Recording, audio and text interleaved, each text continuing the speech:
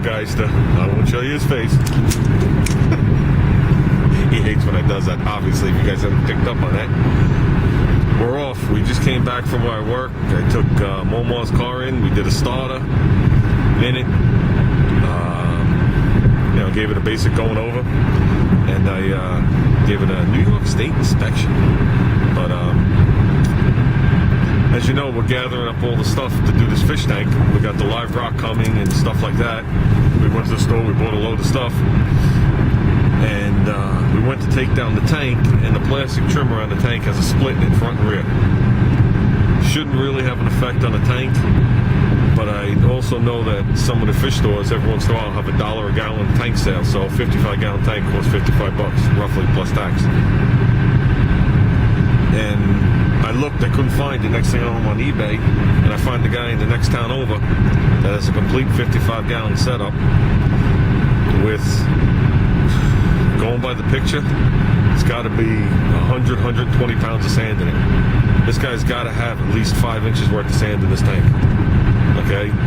He's got well over 100 pounds of live rock in it. It's got a full sump system underneath. It has the T5 lights on the top. So little guy doesn't even know that because I just on the phone with him. It's got the full sump setup underneath. I think I just said that. Stand. Things up and going. There's starfish in there. There's some other fish in there. And whatever. And the guy's just looking to unload it for a couple $100. So, well, we actually went back and forth. He had to buy it now. And, starting bid. So I emailed him. I didn't get an answer right away, so I went for the minimum on the starting bid. Then all of a sudden, the price went up by $2. Of course, to buy it now was gone.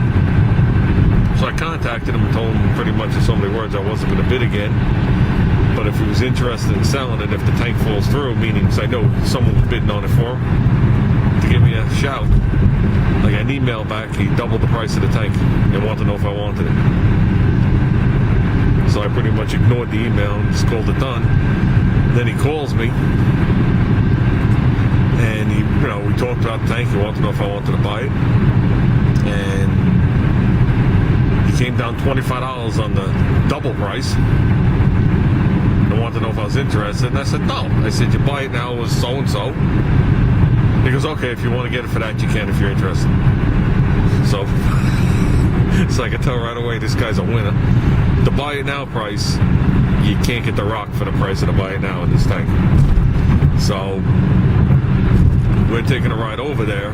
Instead of just saying, yeah, I want it, I told the guy I'm going to come over there and look at it and make sure everything's okay with it. And I told him if everything's okay, we'll take the tank. And I said to the little guy, I says, I got approximately $100 worth of stuff I could just return right off the bat that's coming with the tank. I mean, I'm obviously not returning my live rock that I bought and stuff like that, but the gravel and all sorts of things just go back. So it's like getting the tank for 50% off.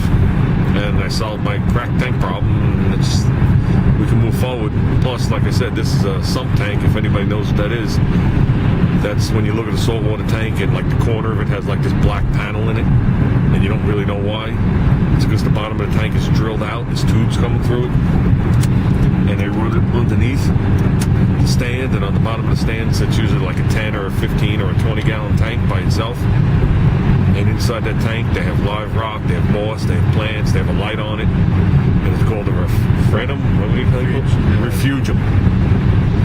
And basically, that refugium is the. I don't think it's called the refugium. The thing on the wall. It's something with RE something. Okay, you're either or.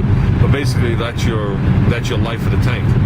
All those things in that container are things that nature needs to keep the water correct, the pH, the salinity, and get rid of the poop and get rid of the ammonia and all the other good things. It's a natural way of getting rid of stuff. Right, it's a natural way of getting rid of stuff. Instead of throwing charcoal.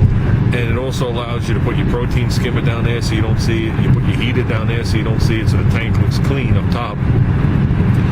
And it's all stuff that you have in nature, but you don't want to see in the middle of your tank. It's all stuff that costs money. Yeah, there's algae in there. There's all sorts of stuff in there. So that's the way this setup is. We were going to go just a natural rock and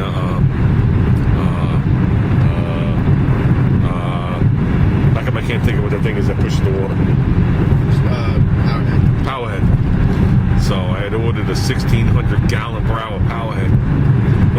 like a boat propeller in there. But you need water movement and salt water. So we're heading over there. I hope the guy isn't as flaky as he sounds on the phone. We've been through this before. So well, we'll see what happens. We'll keep you updated. Because if we do get the tank,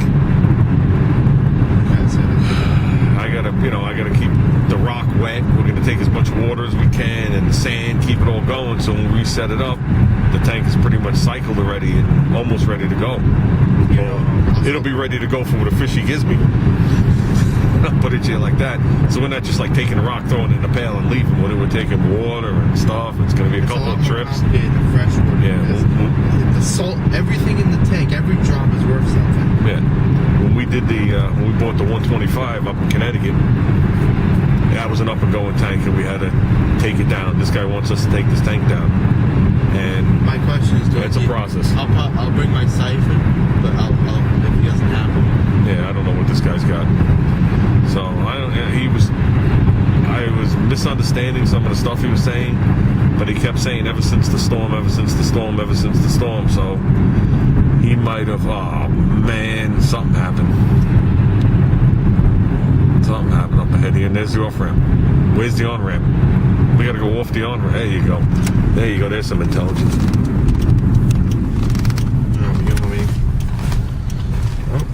Hold on. We're going full wheel and then they'll go on.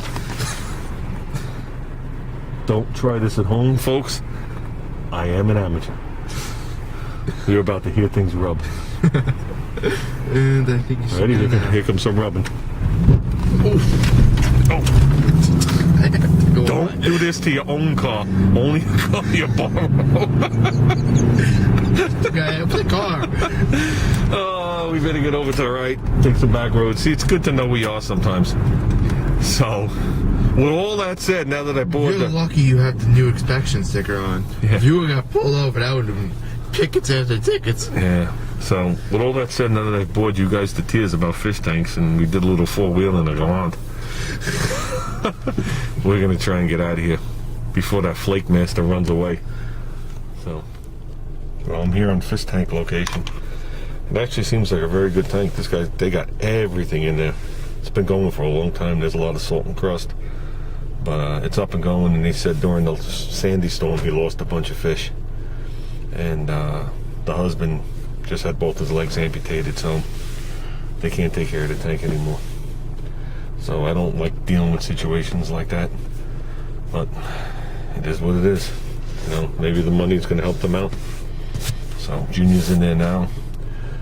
We're going to start taking this thing down. It's going to be a 2-trip process. I'm going to do the rock and a lot of stuff now, and then we're going to come back and get the tank. This tank is drilled on the bottom. So let me get it in the driveway to go.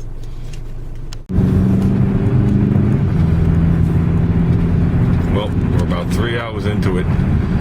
We got a car full of stuff.